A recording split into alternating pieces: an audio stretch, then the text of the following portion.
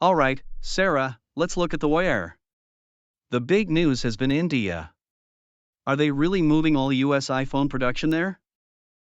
That's the aim. Reports suggest Apple plans to switch assembly of all iPhones for the US market to India as soon as 2026, with the goal to source over 60 million iPhones sold in the US annually from India by the end of 2026. This commitment alone would require more than doubling iPhone assembly in India.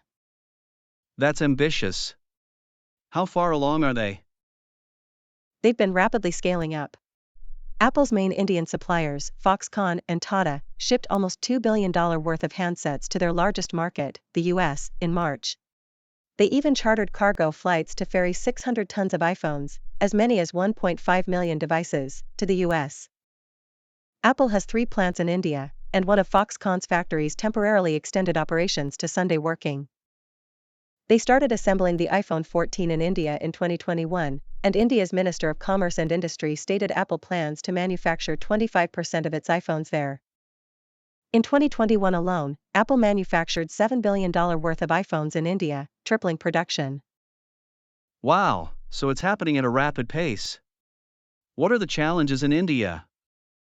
Despite its large, young population and low wages, India presents challenges. Its labor force has lower productivity compared to competitors, creating bottlenecks and raising costs. Infrastructure still needs significant improvement, with blackouts due to heat waves common, and logistics costs notably higher than in China, 18 to 20% versus 8 to 10%. Crucially, India's supply chains are deeply reliant on Chinese intermediate goods, with over 30% of imported component parts coming from China.